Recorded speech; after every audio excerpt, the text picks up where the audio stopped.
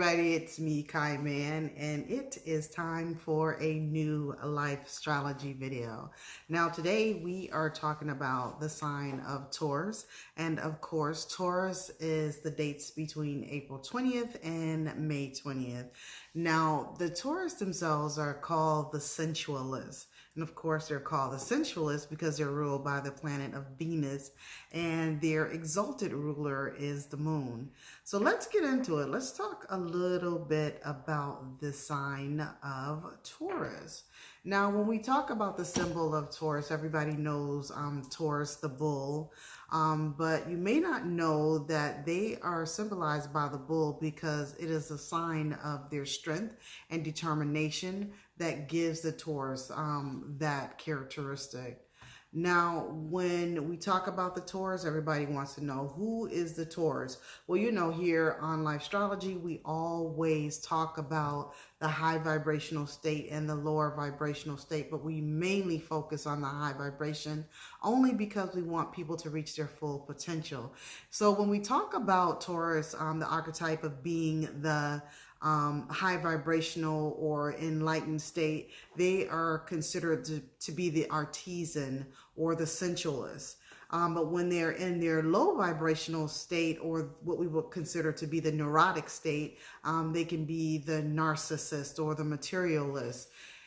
Now, the Taurus is gifted with stillness, beauty, groundedness, generosity, compassion, and dependability. The things that they most struggle with are self-doubt, sometimes being rigid or overindulgence, of course, because that's Venus, and sometimes she can overindulge. Also materialism and vanity.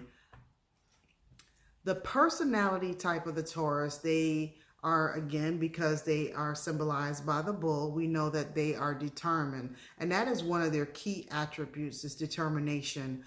They can get stuck in a rut because their personality craves routine and stability. Now, if you know a Taurus, you know, not to say that they can't be spontaneous, but they basically love routine and stability that keeps them grounded. Okay, remember, they are an earth sign, so they like to be grounded. They are extremely reliable, devoted to duty, and loyal. These are the highest qualities that they value, which is duty and loyalty. They are excellent team members. They have a tenacious personality. You can give a Taurus a mundane task and they'll handle it with diligence and patience. These are the more patient people of the zodiac. They love music, the arts, and the good things in life. And again, that has to do with them being ruled by the planet of Venus. At times they can be self-indulgent, and when they're self-indulgent, we know that that is a lower vibrational state that they can be in.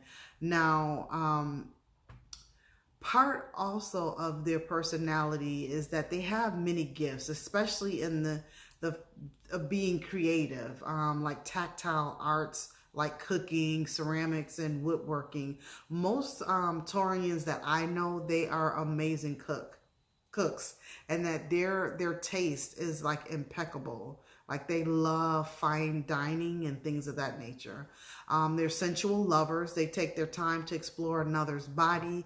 They provide ground for groundless souls. They are mesmerizing the way that they move and dance, and they have the ability to magnetize people and provide grounding for those who are not grounded. Again, that has to do with them being an earth sign. So when we talk about Taurus, we have to really talk about the journey that they're on. And their journey is to develop a healthy sense of self-worth. Now, Taurans are here to provide the rest of us ground and practicality. They remind us of silence and our connection to the earth and to our bodies. Taurus often values the wrong things in life. They have an endless pursuit of assets and pleasures. Now, remember, they are their natural house is the second house, which is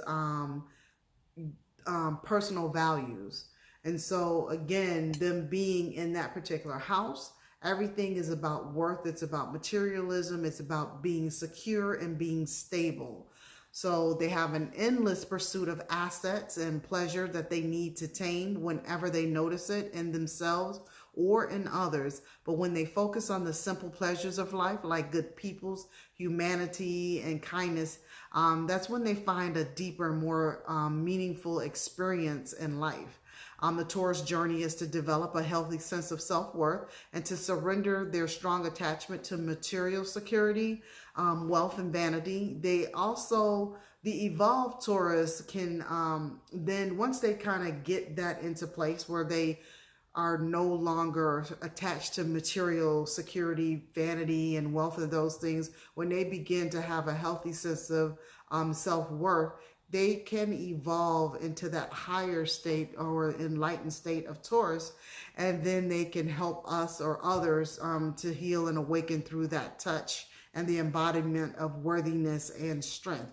Now, again, that's because that's who the Taurus themselves are. Their characteristics are about stability, determination, and strength and patience.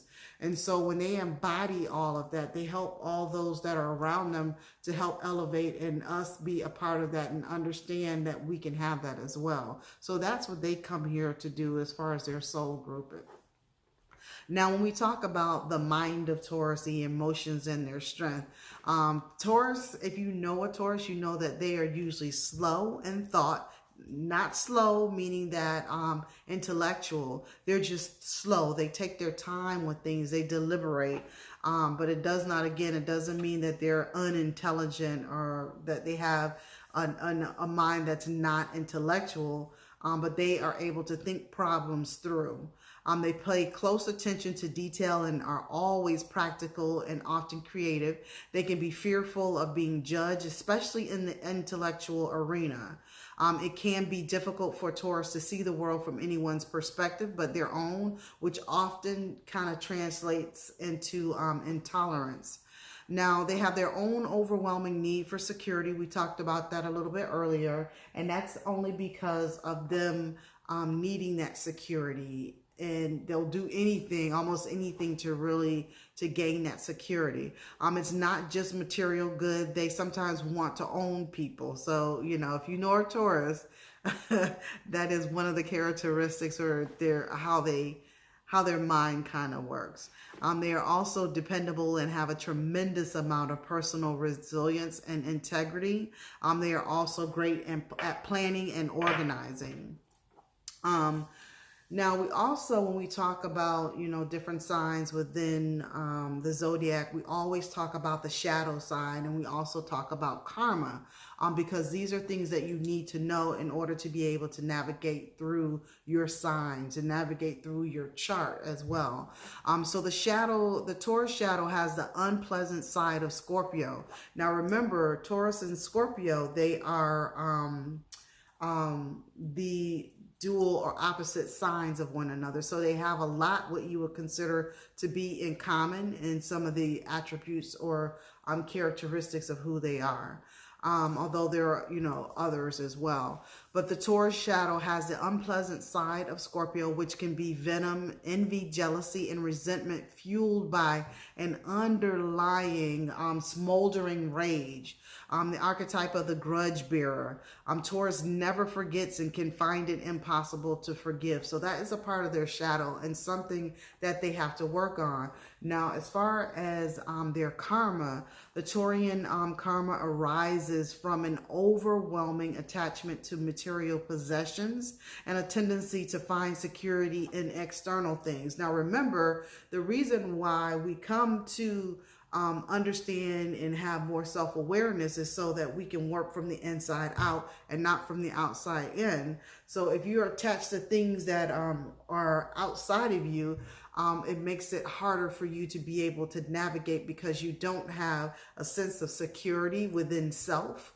And you're not attached, you're more attached to those things that are outside of you, which is very difficult to navigate. So that's a part of their karma, to find security in internal things rather than external.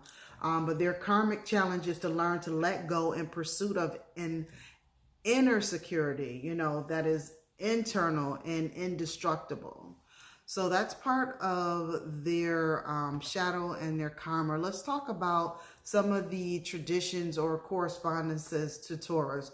Now, those of you who are into crystals, for a Taurus, the type of crystals that correspond to who you are is topaz, aquamarine, azurite, black spinel, the boji stone, diamond, emerald, kyanite, and kunzite. And the type of foods that correspond to Taurus is apples, spinach, beetroot, wheat, grapes, pears, asparagus, artichoke, and plantains. The types of herbs that correspond to Taurus is sage, thyme, tansy, silverweed, licorice, slippery elm, goldenrod, and bearberry. Now, remember, Taurus is all about security. And it also, the natural house for Taurus is the second house. So whenever you're looking at your natal chart, you can see if you have any planets that are in the sign of Taurus if you're not a Taurus. And see what you have also in the second house, which also, again, kind of reflects the Taurus sign as well. So if you guys have any questions, make sure that you put them in the comments below. Please subscribe if you have not subscribed to the channel. And if you do subscribe, make sure that you hit the bell on my left, your right, so that you're able to receive notifications every time that a new video is published. Thank you so much for watching. Be sure to share it with other people. Share with your friends and your family. Anybody that you know is a Taurus. Anybody that you know that has planets in the sign of Taurus. These are some general characteristics of the sign of Taurus. So thank you so much again for watching. Enjoy the rest of your day. Peace.